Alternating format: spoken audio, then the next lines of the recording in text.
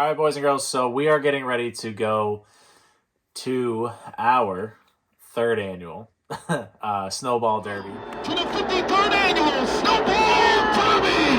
Let's rock and roll! Plenty of stories from the last couple times we've been down there. First trip was back in 2020, and I think that was probably one of the biggest kicking off points for the show in general. I think COVID was probably a big contributing factor to the show as well too, where we ended up getting stuck together at the house and we ended up brainstorming a lot, ended up getting to travel quite a bit, and including in that travel was the Snowball Derby. So first time we were down there, we met all sorts of people. I think even maybe a couple people that had heard of us at that point too. But one of the biggest things was we met Noah Gragson, the one and only, and he's moved on to the Cup Series at this point, but at the time, he was just racing a late model, and at some point after that, we were sleeping on a beanbag chair looking at his Martinsville clock. So that was pretty neat. Yeah, so we're going to do a couple of these videos over the next couple months. Obviously, we do speed weeks as well. We've done that the last 2 years, just like the Snowball Derby. Obviously, Bobby will be in attendance for those videos, but Bobby doesn't come to the Snowball Derby with us. So just recapping the last 2 Snowball Derbies, we got some wild stories that just, things that shouldn't have happened, things that just only happened to us, it seems. And like Charlie said, obviously the first trip, 2020 was a pretty crazy year. And we owe a lot of thanks to Greg Emerson, who actually helped us plan out the first trip to the Snowball Derby. Gave us some insight on, what to really look out for. And he was really one of the basically the main reason why we met Noah in the first place. But I think the first eye-opening thing for us was that we got to the airport and Portland International Jetport, and we walked in and everyone in there had racing t-shirts on. Everyone was a familiar face. It was basically all of our friends and family from Beech Ridge, when that track existed. It was Little Beech Ridge at the airport. Austin Terrio actually introduced us to Mamba Smith. So we interviewed Mamba Smith, and then that led to a partnership with him. Had him on the show a few times, worked with him. Really cool guy, cool interview. And just, throughout the weekend, I remember Thursday, I believe, we showed up, and there wasn't many of our friends that were sticking around for the races on Thursday. They're all there all day. Obviously, they have a lot of shit going on, so they left the racetrack. Well, part of that crew was Joey Parker, Jake Johnson, and Ray Parent.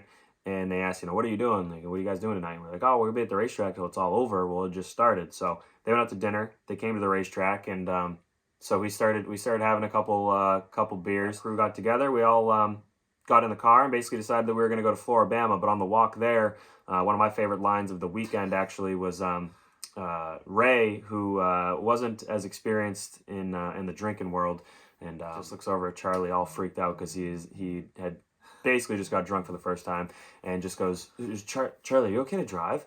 And like freaking out, like we had like 2 beers all night. Forgot all about this. And Jake Johnson just turns to Ray and just goes, Ray, it's not everyone's first time drinking. And so we pile everyone into this Ford Edge, which was way nicer than the car we were supposed to get. We were supposed to get like a Corolla. They're like, do you care if we give you this? We were like, sure. So we're 3 wide in the back, and we're driving to Floribama, which again is not really close to the racetrack. It's about 35 minutes away. And Charlie, I think Ray asked again, Charlie, you okay to drive, whatever. Charlie gets in the car, driving down the road perfectly fine. No, not swerving, like in the lane. Obviously, Charlie's not drunk at all, but Ray thinks he is. So Ray's so freaked out that Charlie just hangs a right in the middle of the runoff. Like if you've ever been to Florida, like I feel like it's a real down south thing. There's like 10 miles of like, you have road and then a solid at least 100 feet of like just runoff grass into the woods. Yeah, and it's flat. There's like nothing, at least that you'd think it's super flat. And it was, but it's also a Ford Edge that's not really made to go off-roading. So at one point we had a whole mess of beers in the back, unopened, just a 30 rack that we had been picking through in the parking lot. And those spilled everywhere. And by spilled, we mean like open, shattered, spraying everywhere, like we just won the Snowball Derby. Every time we hit a bump or hit a corner, all you heard was and fucking Ray's flopping around out back. Yeah. And then Joey was. Or somebody, Charlie made Joey go out back and start cleaning it up. I said something ignorant too. I said, I swear to fuck. You swear to fuck if someone doesn't clean up those cans, I'm going to puke in your pussy.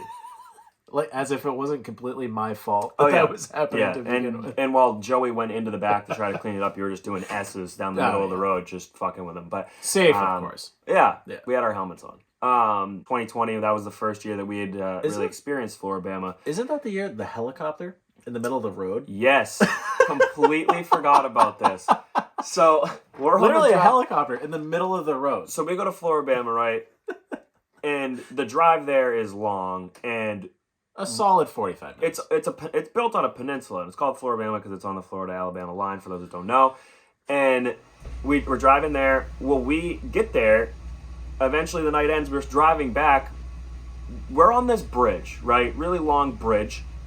And we all, like, collectively look together, and we're just like, this bridge wasn't... We didn't drive over this bridge on the way over here. Mind you, there's only one way to get there, and it's over the bridge. Yeah, so we're all very convinced in the vehicle that bridge was built in the time that we were at Floribama. As you know, sometimes you see like European construction footage where they get that shit done overnight. So you never know. And so we're on the way back, right? On the way back to our Airbnb or our hotel room, I guess at that point. And all of a sudden, you see a road completely blocked off. Basically, you see flashing lights, you see like people waving batons. You're not gonna be able to go straight, which is where we needed to go. And so we're just sitting at this red light about to take a right-hand turn, and all of a sudden this helicopter just drops out of the sky in the middle of the intersection, and we're just sitting there all puzzled, amazed. It's just Charlie, Joey, and I at this point, and we're just like, what the fuck is going on? And so we're just all sitting there quiet, like trying to decipher what the fuck is happening. And Joey just speaks up and goes, "Hey, we should go ask if they need any help." And we all just started wheeling a fucking body out, dying laughing. Oh, they had the sheet over the body. Like there was no survivors of whatever they were trying to survive, unfortunately. So thinks and thoughts are with that family. But just the fact that Joey asked if we should get out and go into the middle of the intersection and see if they need any help was. I'm pretty sure he was dead serious too. Oh, could not have been more serious. See, I'm bad at shit like that because if I was saying something that funny, I would probably give myself the courtesy laugh, which is never a good look, but I just can't help myself. And Joey just dead serious. It was hilarious. Back that up with 2 nights later, we go. And so our good friend Dolly Mekalitis, she's our mom, one of our racetrack moms. She had asked us to get stickers, and sent us a picture of Derek Griffith's hood. Was like, hey, do you have a sticker that you could put, like, basically in this one spot? We were like, sure. So we guesstimated. They ended up being fairly big, but this whole trip, I pack very light on trips like this because I'm not paying $30 or 40 or 50, whatever bucks to fucking put my bag on a plane. So I bring a backpack, right? So you could just bitch about it and get a free upgrade. The whole flight down, I am carrying these 2 stickers because what I'm gonna do is just crush them in my bag. So I'm walking around airports for 8-10 hours with these stickers, right? So that did happen. I get over there to Derek's car at the racetrack, and we look at basically the spot that we were supposed to get a sticker for, and we guesstimated way wrong. Walking down through the pits. Well, Jake Johnson's over there, and we were like, we just go give some stickers to Derek, and Jake's like, do you have another one? Like, I want to put one on my car. And we were like, well, we have 2. I don't really know if Derek's even going to be able to use them because they're a little bit bigger than what he wanted. And Jake goes, well, you guys can have the quarter panels. You could put your stickers on the quarter panels of the car if you want. The car's completely empty. And at this point, Jake had like a Christmas-themed Snowflake 100 car, which the thing looked very, very nice. I think he was in one of the, I don't know if he won it, but he was very, very high up there in the Best Appearing Car Award. So our sticker would have been on that car. And I was like, Derek did ask for one, or Dolly did ask for one, so we can give you one for sure. And he's like, oh yeah, just take the taillight panel. We're like, oh, perfect. So one of his crew guys comes out, starts putting our sticker on the car. Professional. Very professional. Heat gun, fucking everything, making it look nice. Jake goes out there, doesn't qualify for the race, goes to the last chance qualifying race, wins the last chance qualifying race, starts dead last in the Snowflake, drives up to second, and we're all sitting there. We have this nice section of people that come from New England, all in turns 1 and 2, and we're all cheering for Jake because Jake's one of the only guys out there. I think Mike Hopkins was as well, but he was a little bit further back, and so we're all going nuts. Jake finishes second. We're like, holy fuck.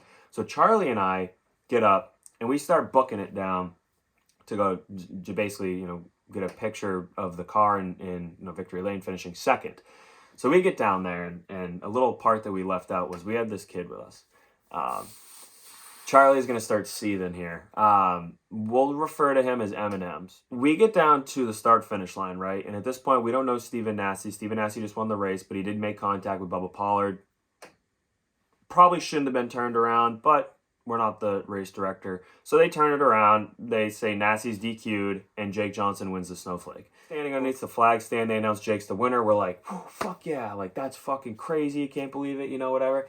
This kid turns around to us and starts screaming at the top of his lungs. In front of the entire crowd at the flag stand. Mind you, the entire crowd at the flag stand is Stephen Nasse's crew, fans, friends, and family.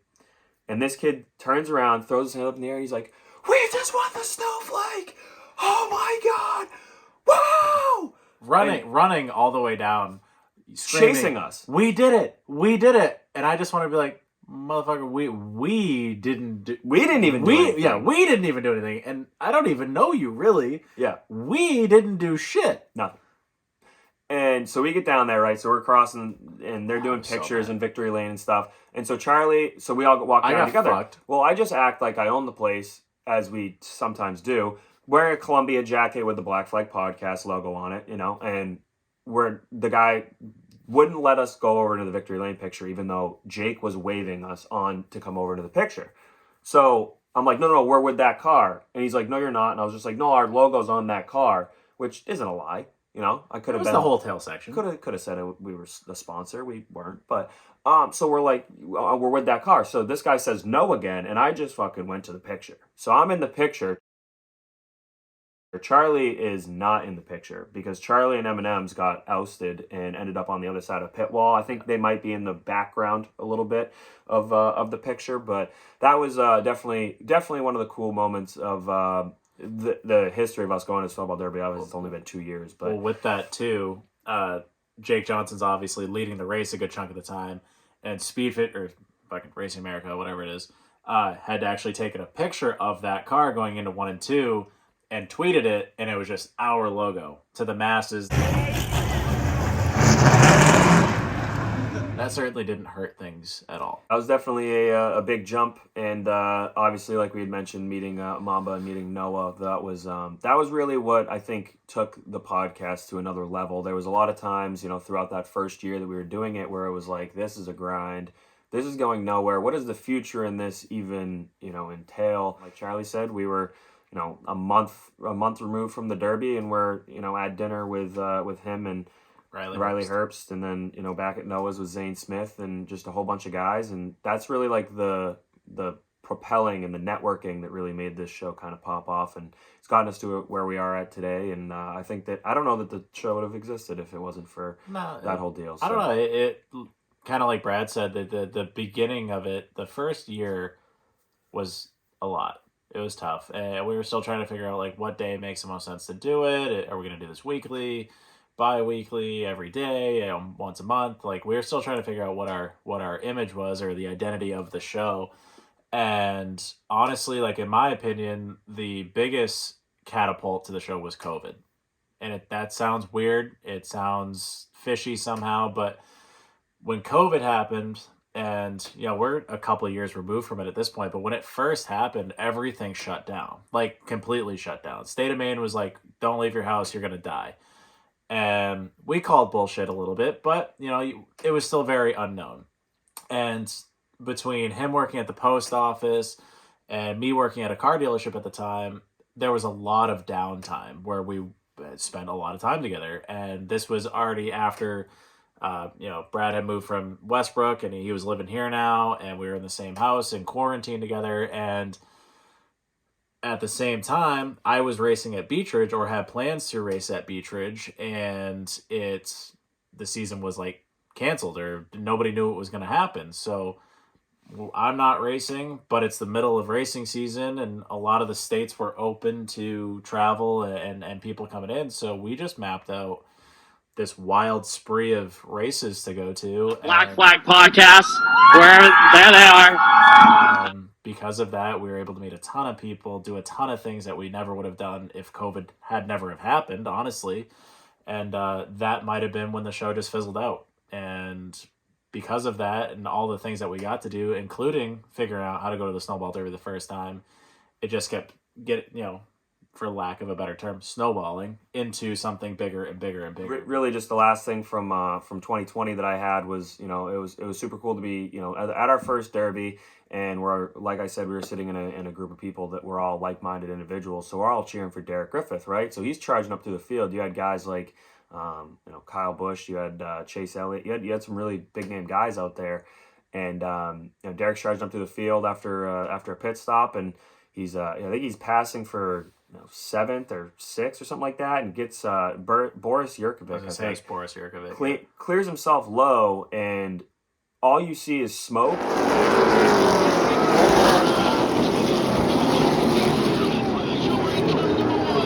Derek wrecked without wrecking, basically. Yeah, so it looked like Derek was going to hit the wall as hard as you possibly could, because it spun Boris around and he backed it into the fence ungodly hard. And you would think that they basically hit at about the fastest point that you're going on the racetrack.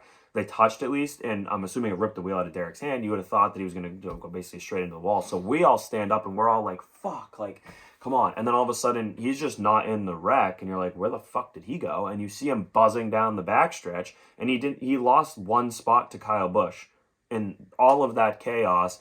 And just some of the best driving I've ever seen, just fucking sawing on that wheel to get back through it after going back and watching the video. But so that was really the real takeaways that I had from 2020, and it did feel halfway all right that I picked Ty Majeski to win. Not that it was a real off the wall pick, but he had never won one before. Won the Derby, goes out there and gets his first one. So that basically at the end of that weekend, we just made the decision that we were never going to miss a Snowball Derby. Just because of how much fun it was, and you can't recommend it enough for anyone that has never gone before. The atmosphere is wild. It's literally like going to a NASCAR race. They've got jumbotrons all over the place. The announcers are incredible. It's the only time where single car qualifying has me on the edge of my seat. It's the way that they have it formatted. It's one car after another. They have their shit together. The announcers are on top of it, hyping it up, keeping you informed the whole time. And they make a show out of everything. And that's the whole point. We're not flying down to Florida to watch, 9 hours of cautions and pickup and cleanup and people fiddle fucking around. Like, we're there to watch a race, and they put on a hell of a show. So, like he said, 2020 was the determining factor of, like, we can't ever miss this again. And that rolled us into, obviously, a very successful 2020, or 2021, I should say, for us, after going to speed weeks and having that be what it was, and then another year of probably 60, 70 days at the racetrack, and just more and more content and meeting more and more people, and started probably getting to the point where I think Star Speedway was the first time Brad and I were together somewhere, and people are walking by us wearing our stuff, and we don't really know who they were. And for a while, it was just like close friends and stuff like that. Maybe, the tens to maybe hundreds of listens. And then we started dabbling into like the thousands. And then that started kind of multiplying. And we're like, holy shit, this is taking off. And 2021 was another year to have and, talk about. And that rolled us into another Snowball Charlie and I were going down again, but this time we were going to be splitting an Airbnb with our friends Joey Parker and his girlfriend Jacinda and our good pal Justin Williams. Except for the first night. Right. So completely forgot about that. So we had made our reservation for Thursday through Monday. Flights were $150 cheaper to go down on Wednesday, so we were like, well, let's just go down Wednesday night. Typical BFP fashion, we bought plane tickets with absolutely zero plan. Yeah. Had no idea. We were like, we're going to Florida. We woke up in Maine. We're going to fly to Florida. No idea where we are or where we're going to stay or what we're going to do. And we had ourselves a night. I think we went directly from the airport to the local establishment, or oyster pub, if you will. And from there, had ourselves a night, and then woke up in an Airbnb with a fridge that had a touchscreen on it and Brandon McReynolds yelling at us. I typically take the reins on the planning of almost everything that we do, so I'm like, well, let's just I messaged Noah. I think I FaceTimed him, 2 weeks, 3 weeks before the Derby, and just said, hey, do you think that you'd have a place for us to crash? Because, I want to fly in, but the flights are cheaper. We can't get our, Airbnb, whatever. If not, like, we'll get a hotel room. He's like, yeah, I definitely have a place for you to crash, couch or whatever. All right, cool. So, and obviously Noah's a pretty busy guy. He ended up, getting a ride. He's now racing at the Snowflake. And so we land in Pensacola, and Charlie's like, "Can you talk to Noah?" I'm like, nope. He's like, all right. But yeah, I haven't talked to him in a couple weeks, I guess, at this point. And so we land. We're standing in the rental car line, and I text him. And I'm like, fuck, if he doesn't respond, then we're kind of screwed. So we were going to cuddle in that truck. Naturally, he got back to us, and he was at the local establishment. So we went down there and met up with him and put in a full shift. Ended up back on his couch. I think I was sleeping in a recliner. I think we rock, paper, scissors. I lost. We determined anything, as true adults do, by a 2 out of 3 rock, paper, scissors. And correct. Brad lost and slept in the recliner. Yeah. And I slept on the couch. So I had a recliner with an ottoman. And so I was precisely woken up by, oh, you fucking idiot, you fell asleep out here? And rub my eyes, open it up. It's Doug Campbell. And he goes, oh, it's just you two idiots. Well, I mean, correct. Yeah. And then I was promptly hit in the chest by a fireball nip at about 8 o'clock in the morning. That basically kickstarted the morning, and just chaos ensued from there. So we obviously go to the racetrack, and Thursday night we're sitting there watching the pro trucks, and they're getting pretty dicey. And we had basically decided we were going to do vlogs, throughout the week. And so I start filming, and I don't know that I could have ever figured out that I was going to catch what I did on video. So we had both been at Waterford, saw a car go through the catch fence. That was kind of wicked. And it just so happened that 2 months later, we're sitting in the Snowball Derby, and a truck gets clipped, or gets right-reared, which is egregious. Actually, it had already happened once in that race. Pretty vicious wreck going into one where someone got right-reared. Well, this one just got right-reared, got hit just at the right angle, flipped up in the air, and went cage first into the fence.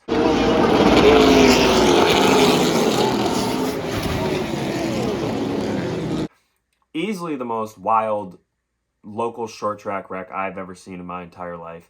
And, by the time... Right in front of us. Oh, yeah. Right in front of us. I had the thing edited. I'm shaking at this point. I'm like, holy fuck, we just got that. Not only did I watch that happen, but we have that on video. And so by the time that by the time that they got the cars off the track, obviously they had to repair the fence and everything. And that was already up on YouTube. That's sitting at 185,000 views or whatever. I was gonna say, I think it's like close to 200. Yeah, so that's been steadily growing ever since. But so we eventually get into our Airbnb.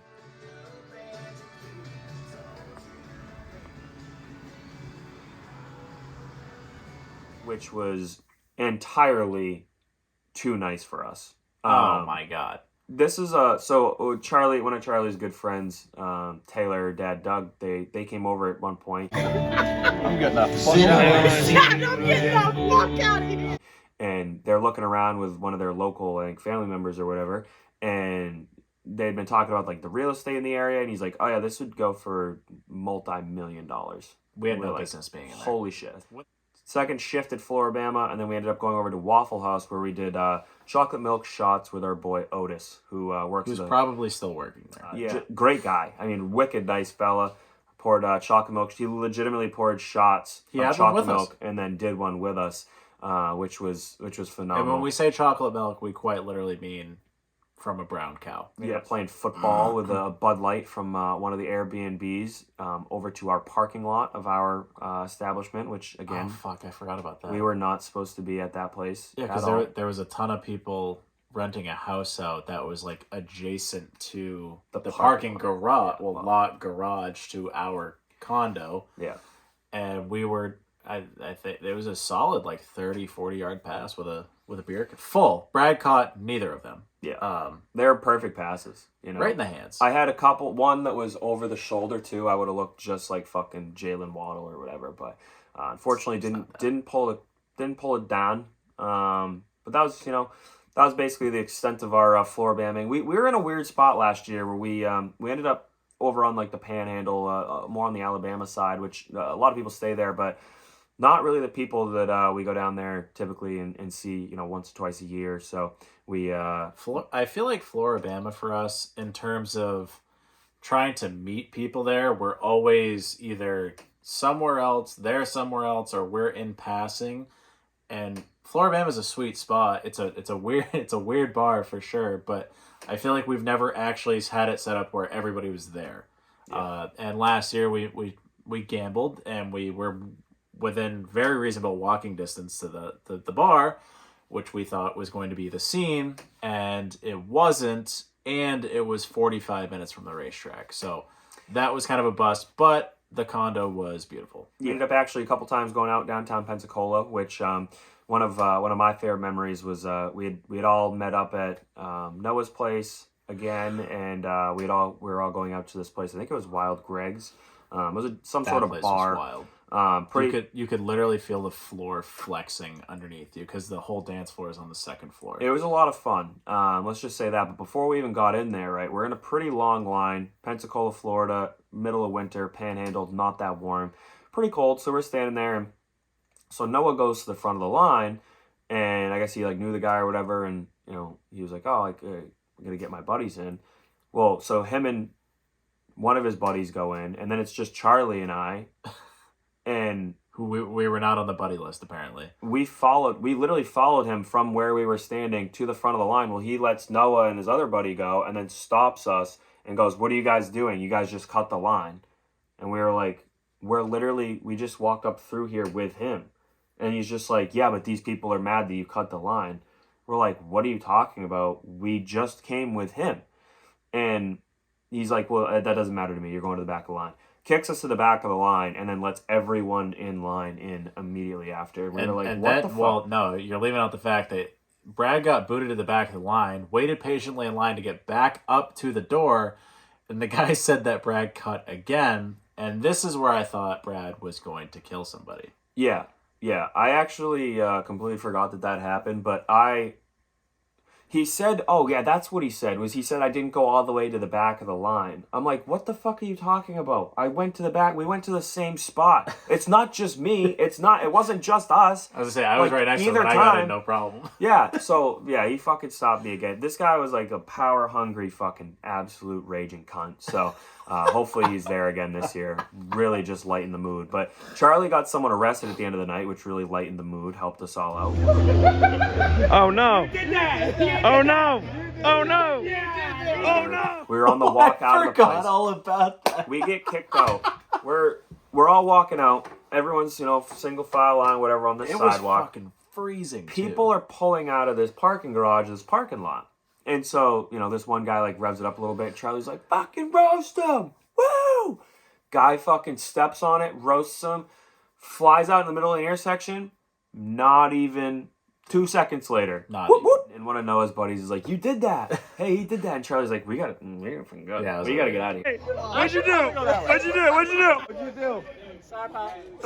So we dipped out after that one, after ruining someone else's night. But a wild night. But we ended up on the infield for the Derby, which we had seats. But our buddy Tim Orvath was hosting a little party.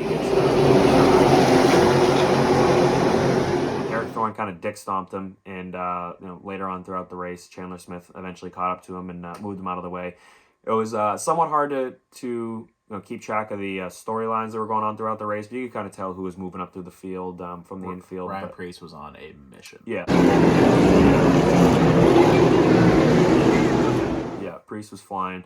That was definitely cool to see, but definitely a unique experience. And obviously Chandler Smith moves Derek Thorne, and you got to hear all the boo birds right in front of us.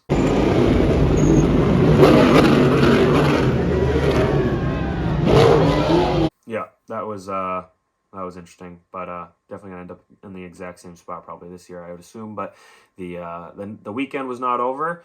That obviously ended the weekend in one fashion, but we woke up on Monday morning a little late, and like Charlie had mentioned earlier, we were 45 minutes away from the racetrack. Well, our good buddy Weeder was doing a Weeder Nation golf tournament type deal at a golf course right by the racetrack. So we're like, okay, we'll Like, oh, you're gonna have to get up early because I'm gonna go play in this golf tournament. I think our flight left at 4:45 or something like that. So, like, if you pick me up at 3, like, we'll be good to go. So, playing golf, taking a while. Like, hole like 15, we're like, holy fuck. We were playing 2 separate groups. There was a whole bunch of us that were on like basically the same flight, or our flights left at the same time. So we're like, holy fuck, like, we got to hurry up. Like, we're not gonna be able to play all these holes. So we got to the point where, you know, hole 17 and 18, we're jumping in the cart, you know, hitting our ball, running, hitting it again, running, hit it again. I don't even think that we finished hole 18 because we're like, it's like cutting it real close. We go to the parking lot. I'm standing in the middle of the parking lot with 3 or 4 people that have to get to the airport for the same kind of time flight. And they had someone that was going to be driving them there. Well, I'm the first one to the parking lot. I'm standing there waiting. It's like 3:25. I'm like, fuck, like this is not good. Like, we got to return the rental car. Like, we got to be on the plane at 4:30. Like, we have less than an hour to do all this stuff. It's now 3:45, you know, 3:40, and I don't see Charlie coming down the road yet. So all these guys that are going to the airport all get in this car, and they're like, do you need a ride? And I'm like, fuck, I guess I do. So I jump in the car, tell Charlie, I'm like, hey, just go to the airport. Like, we're going to miss our flight, legitimately going to miss our flight. And the airport is 15 minutes away from the golf course. So it's now like... It's like 4. It's 4 o'clock, and we're pulling out of the golf course. We get to the airport at legitimately 4:15.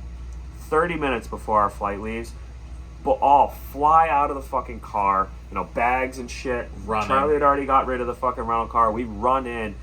Somehow, some way, we went through security in like 5 minutes. Which never happens. And we're standing in our terminal, and they haven't even started boarding yet, and we're 10 minutes early. Makes no fucking sense. Was easily the most chaotic, stressful 30, 40 minutes of my life. I was pretty certain we were going to get stuck in Pensacola, and as good as the Snowball Derby is, I don't think that there's any reason to be in Pensacola, Florida, ever for anything else. So that was going to certainly be a bummer, but just always chaos whenever we do anything, and we'll try to do it again this year, I guess, because I'm playing in the same golf tournament. But luckily, we're staying right down the road this time, so not going to be as big of a deal, I don't think. But so about 24 hours from now, we're going to be going to bed.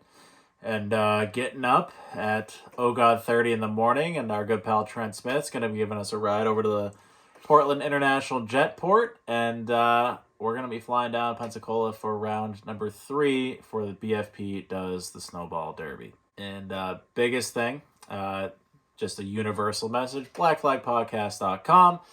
Order all your merchandise through there. We got tons of stuff rolling in still right now.